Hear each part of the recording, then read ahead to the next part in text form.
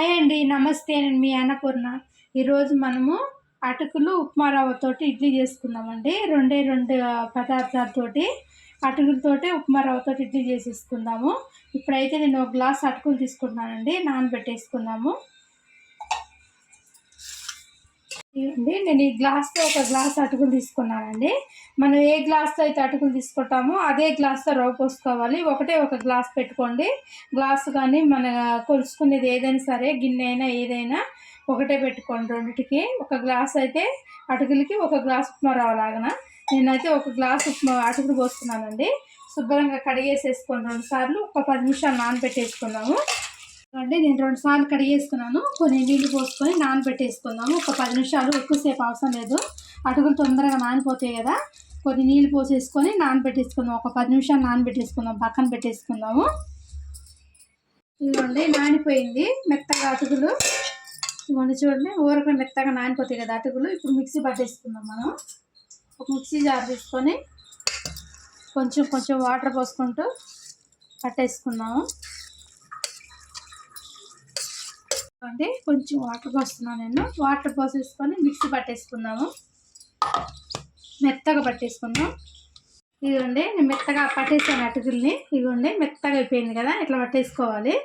ఒక గిన్నె వేసేసుకుందాం. అటుకుల పిండి అంతా పట్టేసుకున్నాను కదా. ఇదిగోండి, ఒక గ్లాసు నేను అటుకులు తీసుకున్నాను కదా. అదే గ్లాస్ తోటి ఒక గ్లాసు ఉప్మా రవ్వ వేసుకున్నానండి. సుజీ రవ్వ, ఉప్మా రవ్వ అంటారు కదా, అది వేసి కలిపేసుకుందాం బాగా. వాటర్ పోసుకుంటూ మన ఇడ్లీ క్యాంటీస్ వచ్చే వరకు కలుపుకుందాము.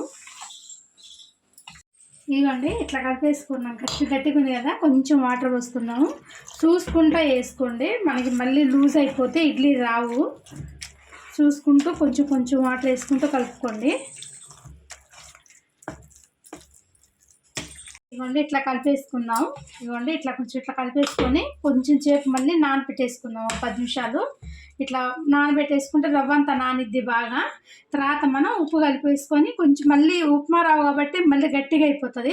కొంచెం వాటర్ కలుపుకొని మనం ఉప్పు కలిపేసుకొని మనం ఇడ్లీ వేసేసుకుందాము. మళ్ళీ ఒక 10 నిమిషాలు నానబెట్టేసుకుందామండి. ఇదిగోండి, 10 నిమిషాలు అయిపోయింది. నానబెట్టేసి ఒకసారి చూసుకుందాము. ఇవ్వండి, పిండి కూడా బాగా నానిపోయింది. రవ్వ కూడా కొంచెం గట్టిగా అయింది కదా. కొంచెం వాటర్ పోసి కలిపేసుకుందాము. కొంచెం అంతా ఎక్కువ వేయకండి, చూసుకొని పోసుకోండి. సేమ్ మన ఇడ్లీ పిండి ఎట్లా ఉంటుందో అట్లా చూసి వేసుకోండి. ఇవ్వండి, కలిపేసాను కదా. సాల్ట్ వేసుకుంటున్నాను. మీ సాల్ట్ తగ్గట్టు వేసుకోండి. మన ఈనో ప్యాకెట్ ఉంటుంది కదండి, మనం ఇన్స్టెంట్ చేసుకుంటున్నాం కాబట్టి పెరుగు వేయలేదు నేను. పెరుగు బదులు ఈనో ప్యాకెట్ వేస్తున్నాను ఒకటి.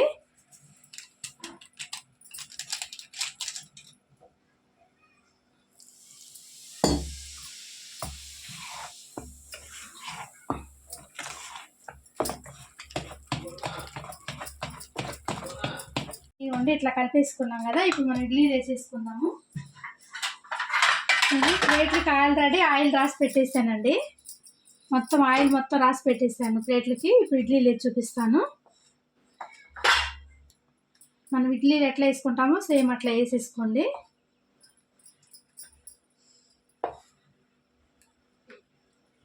ఇవ్వండి, నేను వేసేసాను ఇడ్లీలు మొత్తం. నాకు 3 ప్లేట్లు ఉన్నాయండి. నేను ఒక్కొక్క గ్లాస్ వేసుకున్నాను కదా.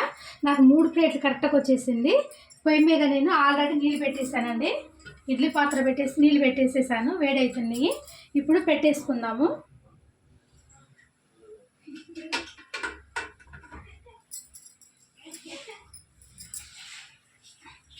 ఇవ్వండి, నేను ఇడ్లీ పెట్టేసేసి మూత పెట్టేసానండి. 10 నిమిషాలు మనం ఇడ్లీ ఉడికిచ్చేసుకుందాము ఆవిరి మీద.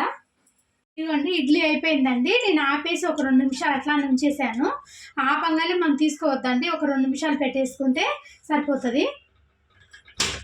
ఇవ్వండి, అయిపోయింది. ఇవ్వండి, పట్టుకుంటే అంటట్లేదు, చూస్తారు కదా. మంచిగా అయిపోయింది ఇడ్లీ. ఇన్స్టెంట్గా వేసేసుకోవచ్చు అండి. మనం 2 పదార్థాలు వాడాం కదా. ఇవ్వండి, తీసేటప్పుడు కూడా బాగా నీట్గా వస్తాయండి, ఏం అతుక్కోవు, మంచిగా వస్తాయి.